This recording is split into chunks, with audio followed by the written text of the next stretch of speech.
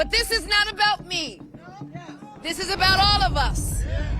And about a justice system which has been weaponized.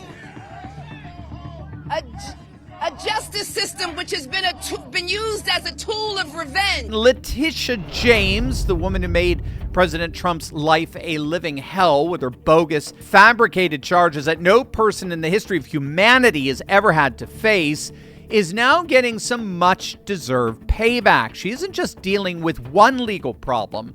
She's facing 3 distinct and serious allegations simultaneously, creating what legal experts are calling an unprecedented situation for a sitting attorney general. First, there's the federal criminal indictment for mortgage fraud in Virginia. Now, prosecutors allege that when James purchased a $137,000 home in Norfolk, Virginia, back in 2020. She told her lender, the bank, it would be her second home, and that was apparently to secure more favorable loan terms, which turned out to be a 3% interest rate that saved her around $19,000. But here's the problem. We found out that James never lived in that home. Instead, her grandniece or her great-niece and her children moved in immediately and have been living there for the last 5 years. Now, the mortgage contract that James signed is crystal clear. It explicitly states that she would maintain exclusive control over the home, over the property, and use it for her own personal use and enjoyment for at least 1 year. Yet her own tax returns tell a very different story.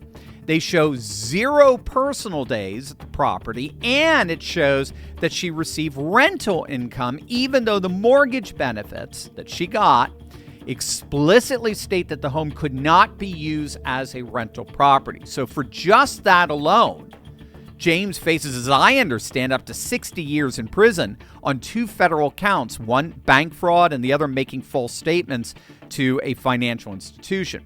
Her trial for that is scheduled for January. But it actually gets worse. And that's because the discrepancies go beyond just occupancy.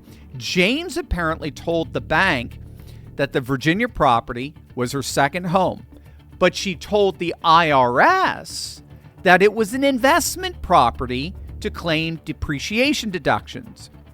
And she told New York State something else entirely on her financial disclosure form. So if we look at how the property has been classified in these different forms, from the bank loan to the IRS to New York State, we find that she gave a different answer on each form. So for example, and those answers completely contradict each other. So for example, if she lived at this Virginia address as she told the bank, then she committed tax fraud with the IRS because she claimed it was a rental property.